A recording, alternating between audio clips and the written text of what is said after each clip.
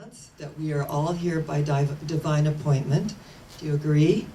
Yes, we heard the call and we answered, and as I address our viewing audience, you tuned in at this moment because this is the moment, the eternal moment. And as we open ourselves to the moment, as we acknowledge our theme is the power within, and the power of love is our topic this morning, a vast, amazing topic. And I was reminded, since it's Father's Day, that there was a grandfather and he had a 3-year-old grandson in the grocery store, and they were going up the aisles, and a woman observed that he was, the little 3-year-old grandson was really kind of acting up. And you know, we've been in markets ourselves, and he was kind of crying out, "I want that! I want that!" And the grandfather would say, "Oh, hold on, William. All is well, William. Everything is unfolding, William." Then he went down the cookie aisle. "I want cookies!" "It's all right, William. You're only going to be here a short while. This is all unfolding. All is well, William." Then they went into the check stand, and of course, you know how they have all the candies, and he goes, "I want candy!" And he started acting up. And the grandfather just said, "We're almost out of here. We're just about through the check stand. All is working out. Just hold on, William. Just hold on. Just hold on." And this woman couldn't help herself. She went up to her and she said, "I want you to know this is magnificent, that, you know, little William has such a wonderful grandpa." And he said, "Lady, that's not William. I'm William. That little twerp is Kevin. I'm talking to myself here." So as we, you know, affirm the truth of ourselves in unconditional love, right, and speak the word energetically, the universe does answer, and we are acknowledged by the work that we do on ourselves. You can have hope, you can have faith, but unless we have love, we're a sounding brass and a tinkling cymbal. That love is the strongest healing power in the universe. The power of love moves mountains. The power of love heals cancer and AIDS. The power of love heals relationships that seem so broken. The power of love heals everything in the universe. If we could absolutely surrender and let go and let God do what God does best by means of each and every one of us who heard the call and answered. Because when it's 6:30 on the evolutionary clock, there's no going back. That pull, that energy to self-realization is so great, we can never go back to the way that it was. But until it is 6:30 on the evolutionary clock, we can begin to backstep. We can begin to think, well, this really doesn't work after all, the moment we go through a little kind of a rough spot. But it's the rough spots that are made smooth through our faith and through the energy of grace, by allowing ourselves not to judge it. I saw that on Facebook someone said about his experience and all the bad experiences and the good experiences. And I offered that in our way of life, we don't put a judgment on the experience. They are all just experiences. And as we grow and unfold and expand past them, we absorb the energy of the learning and the growing and the opportunity that we have through each experience. I remember one of my students said that it was the lowest point in her life, that she was experiencing lupus and she had a divorce that she didn't want. And she said, my mother picked me up and we were on our way to the doctor. And I just hated my life, and I thought if I passed on today, it would be okay. And I thought, you know, I'm losing my faith in God and that presence and that power and that energy that I always knew was there. God, show me a sign. And at that, she looked up on the roof, and there was a beautiful white bird. And she said, "Mother, what is that bird? Is it a stork?" And her mother said, "No, it's a heron, dear." Never before had there been a heron at their home or in the energy field or the area. She said, "Have you ever seen a heron?" And her mother said, "Only in books, never there." She said, "I asked for a sign from God." And see, I'm a believer in our animal allies. When the hummingbirds come up, you know, and one just about sat on my shoulder, I know that that's a blessing from the energies of nature. And that I always see that as the opportunity to give thanks and to be in gratitude. And hummingbird energy represents prosperity, and we have so many in the desert. And I really feel that we are blessed to live here in this energy field, because we cross over 111 and we can feel palpably that there is a shift in energy. And I always say that the desert calls us. And if it doesn't call us, it spits us out. People either love it here or they can't wait to get out. Have you noticed? And many of us never thought we'd end up here in the desert. I lived in Coronado on the ocean. I remember one time looking out, and I was in one of my moments that I wanted a sign, and I called upon the universe and the universal love that is there for us to call on the sign. And I remember a little seal jumped up, and it did like, an under, and it had this little fin, and it did little circles, and that was a sign to lighten up, to let go and let God, to lighten up. I of myself can do nothing, but there is a power and a presence and the energy and the universe that works through us if we'll get ourselves out of the way, the ego self out of the way. That seal came at that perfect moment as the heron when she said, "Dear God, give me a sign." Heron medicine is standing on your own 2 feet. It's self-reliance. It's the energy of being multifaceted. The heron medicine and the ancient way is an energy that allows us to fly above the problems of the day, the challenges of the day. She said, and with that, it spread its wings like an angel and flew into the heavens, and she knew that she had her sign and that her life was touched, and that all her knee surgeries, and remember that our knees represent surrender.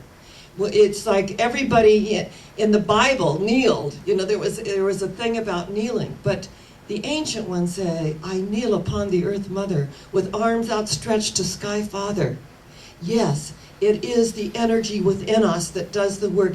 If we could love enough, if we could trust enough, if we could open enough to the energy that's there for us. And as we get to those moments where we think, when is this going to stop?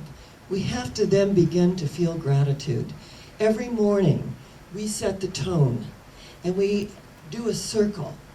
And it's usually Reverend Mike and Reverend Linda and our greeter, and Julian joined us this morning, and Fleet joins us.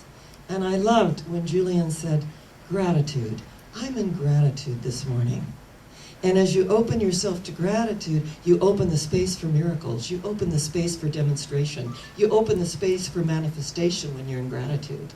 Gratitude is the very brightest beam to heaven, the energy that allows us to go within to the heart center and just know and breathe into the heart, to feel that this beating of the heart is a gift from God, and that we are here to live moment by precious moment, to step out of the relative and into the eternal moment where we know all is unfolding as it should, to rise above as the heron from all the things that go on in the outer world, the objective world, to know truly that God and I are the majority.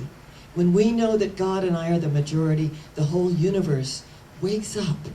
We know in this day in whom we live and move and have our being. Someone said to me, "How is it that when you meet the right person, some people say, I know it instantaneously. But how come it takes a year and a half when we don't?" I loved it. I said, well, sometimes we're not going with our highest intuition, because people tell you who they are, and really, the first few minutes, they tell us who they are. And it's either a vibrational match or it isn't. It's not about bad or good or, how could I have ever done that? What a mistake. There are no mistakes in the universe. There's only love. There's the lesson that we needed at that moment. We called it in, it completed, and the energy moved out in waves. And as the energy moves out in waves, and people, places, and things seem to go out with it, on the crest of the horizon are people, places, and things at a higher vibrational frequency. Blessed are they who have eyes that see, who have ears that hear, who has a heart that feels. For eye hath not seen, nor ear heard, nor heart felt the things which God hath prepared for them that love him. That for them that love the energy within, not an anthropomorphic God sitting on a throne with a great white beard, but the energy of love, the energy within each other. Reach out and touch somebody's hand, make this world a better place. And guess what? We can. We can. We had a wonderful time. Reverend Linda and I went to Big Bear this week for her birthday. And Dr. Arlene had given me the gift. She owns a timeshare there. And we always go to this wonderful place for high tea. And there's this great gal in there, and she just dresses the part, and you feel like you're stepping into another century. And we walked in, and we felt like the energy wasn't the same, that there was a shift in energy. And we said, well, where's Julie? And the young girl, she was not real English speaking, but said that she had not been there for a year. And we said, has it been a year since we've been up here? That's amazing. And then the owner proceeded to come out, and it seems that Julie and her son were in a relationship, and so she shared all these really negative things about Julie, and that she gave things away, and that she, all these things about her that were not the most positive. And we adored Julie. We thought she made the place. And there was definitely a shift in energy.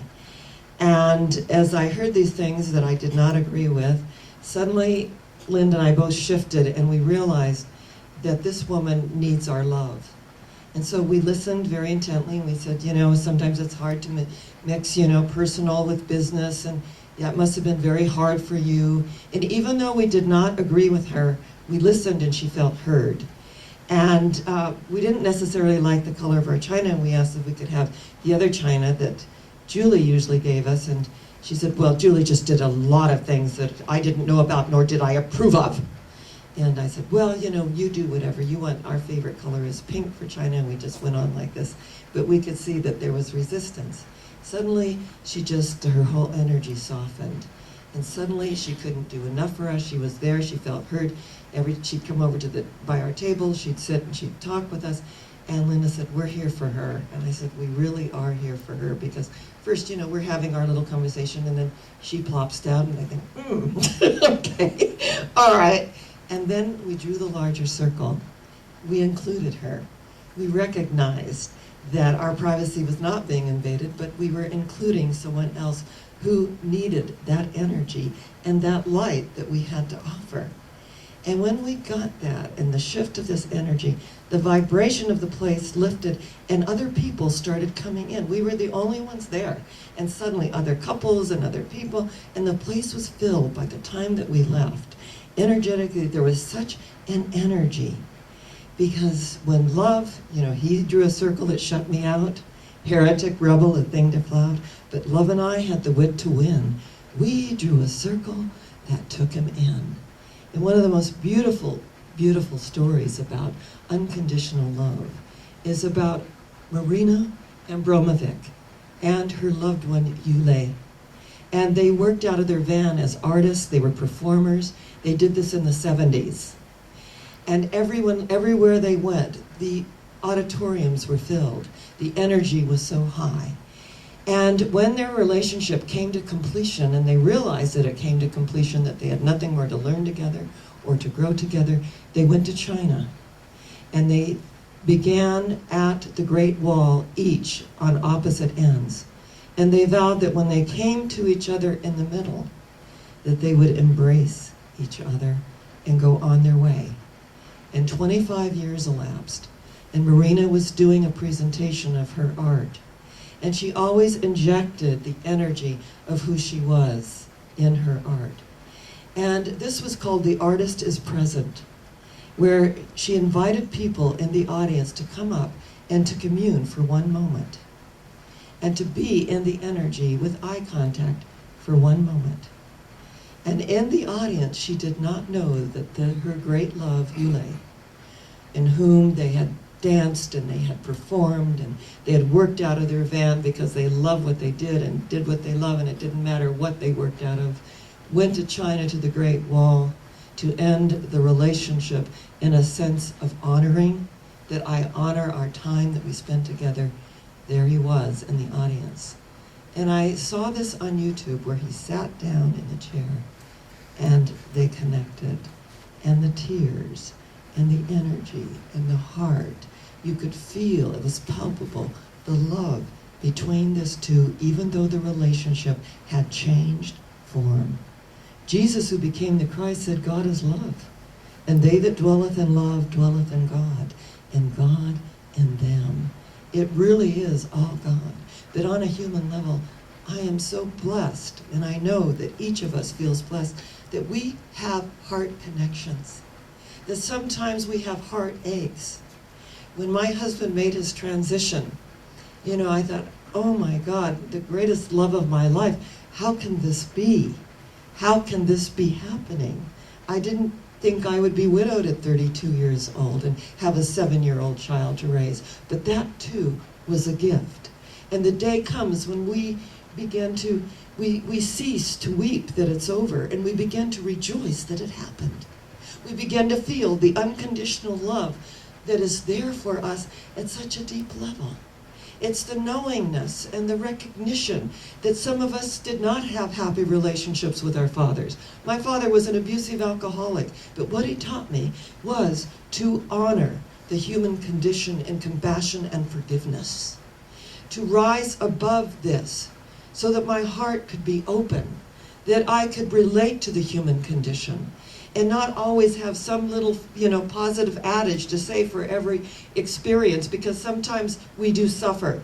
And when Dostoevsky said that I may be worthy of my sufferings, is that I may learn and I may grow, and I may still come out on the other side loving.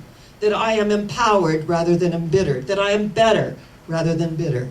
And when we come to this realization of the power of love and open to the energy of light, all is love. All is experience and expression and the opportunity to look into each other's eyes and said, we went through so much together. Here we are sitting face to face, eye to eye, heart to heart. We went through so much. Yes, the tears are there. The heart beats for that energy and that experience that has made me who I am today. This is the moment, the only moment that we have to live, to grow, to laugh, to weep, to experience all of it. And what I know at the very, very deepest level is that love is the strongest healing power in the universe. And what I would like to share with you is my favorite poem, and it's by Emmett Fox. And I want to share it with you because this is what I'd like to complete with and have you take with you when you leave here today. And when you recognize that love is the strongest healing power in the universe, the whole world opens up. There is no difficulty that enough love will not conquer, no disease that enough love will not heal, no door that enough love will not open, no gulf that enough love will not bridge, no wall that enough love will not throw down, no sin that enough love will not redeem. It makes no difference how deeply seated may be the trouble, how hopeless the outlook, how muddled the tangle, how great the mistake. A sufficient realization of love will dissolve it all. If only, oh yes, if only you could love enough, you would be the happiest and most powerful person in the world. The love of God surrounds you, the light of God enfolds you, the power of God protects you, the of God watches over you, that wherever you are, God is, and so it is. God bless you. Love you.